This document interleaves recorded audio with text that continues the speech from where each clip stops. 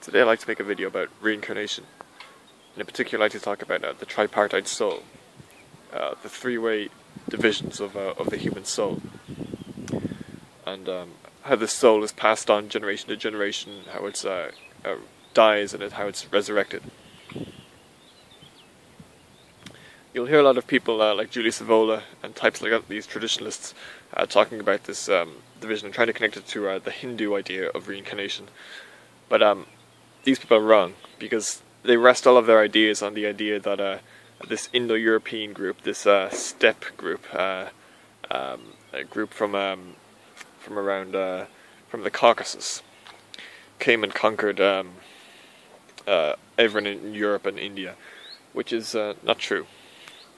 Rather, this group of people came from the Yamnaya culture, which is in the Black Sea, and they were just one more group of Europeans who spread east to India, and there they may have supplanted the natives, have just passed on their culture in terms of their language and some other cultural facets, religion being one of them. But over time they were then replaced again by darker people who were the modern day Indians, and those people brought their own ideas and their own culture, largely supplanting the Indo-European culture. And in fact, most of the language groups in India today are not Indo-European. Hindi and other languages exist there to large degrees in India, and the reason for Hindi being so prevalent today is mostly due to British influence. It's got nothing to do with the Indians being descended from the same stock as the Europeans, and these ideas have been blown way out of proportion. Ancient Vedism has more to do with the European myths than any other form of Hinduism, but at the same time it's really not the same. Because the thing is, most of the myths in Europe are far older than the Indo-Europeans themselves were. I'll make another video proving this, because you can connect myths in Siberia and in North America with the European myths, and it shows that there must have been a connection between these groups at the time when they were the same group, which would be in the Paleolithic. So, rather than being at the start of the Neolithic, where the myths originated, they really originated in the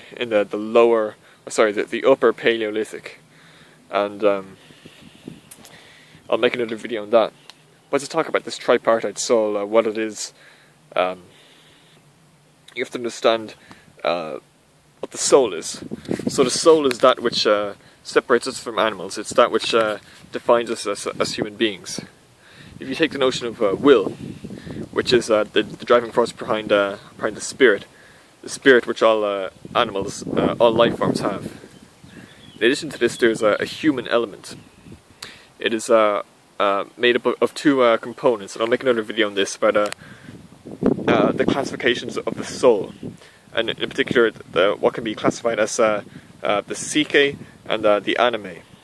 And these are really just two elements of the soul, which Nietzsche talked about in his Will to Power. But yeah, they're the concepts, the words are used to describe them, although in their original languages, in Latin and Greek, they meant the same thing. But I'll make another video about that.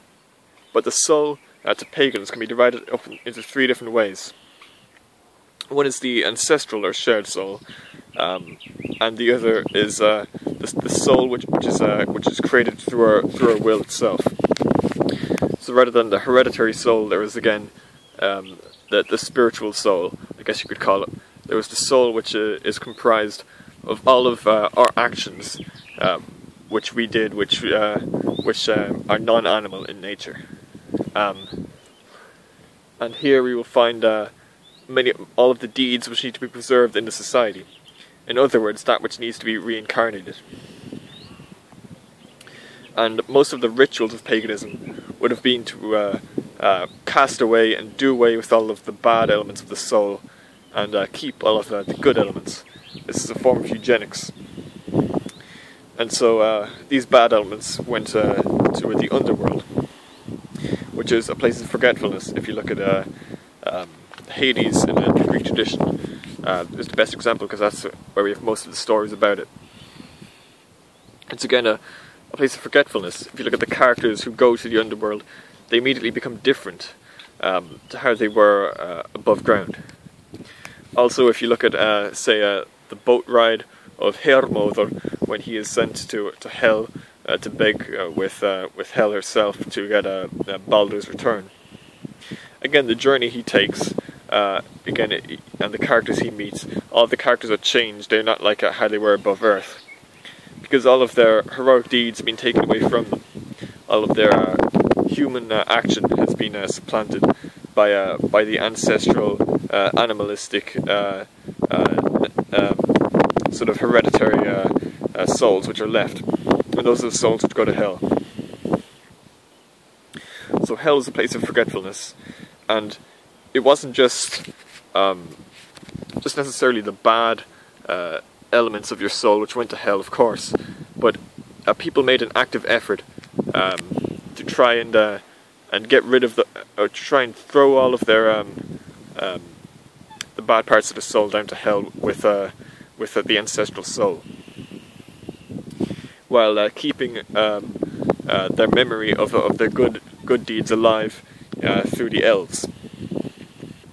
And these elves would guard the burial mounds. We see this in Irish mythology with the Sheha. In fact, the word she, which means a fairy or elf, also means burial mound. And so many of the burial mounds are simply referred to as Sheha. This is because they are one and the same with their personifications with the elves who guard the memory, the bones, and the artifacts of the dead. Again, the elves are these burial mounds, which are meant to be a source of remembrance and knowledge, as well as protection for the memory of the dead. And of course, I'll make more videos about the rituals regarding remembrance and paganism. But the third part of the tripartite soul was it was that which those noble deeds and those actions of ours, those human actions of ours, which can't be simply passed on to the next generation, which can't be simply reborn or reincarnated. They must have their own place to go. And so this is where the ideas of a more eternal world comes from, such as Valhalla. Although, also, if you look at, say, Elysium in the Greek tradition, or Magmel in the Celtic tradition, they're at the same place through heroic deeds which are beyond human, deeds which are godlike. You can then go to this other world, or this place of more eternal conquest, where they can live forever there, because they're not able to be simply reborn in the young humans who are coming into the world. And so there you have it. You have that tripartite division, and the three places where they go. You have the Underworld, where where that which you don't want to be remembered, that which needs to be forgotten, goes. And you have then that which needs to be remembered, that which needs to be reincarnated in your descendants. That's where that goes. That's the burial mounds. In other words, it stays above ground. It stays in the realm of the living. And then you have that realm which holds the deeds which cannot be simply remembered and simply brought back to life through remembrance in humans, but which needs to live forever in a more eternal, godlike world.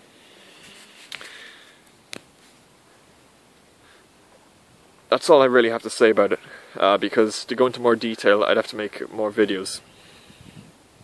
But yes, I do plan on talking about the connections between Siberia and the Native American traditions, which is really quite interesting, and it centers around the cult of the bear. But yeah, I'm just gonna stop now, because I just wanted to make a quick point and stay away from people who try to connect European mythology with Indian mythology, because they're really not the same thing.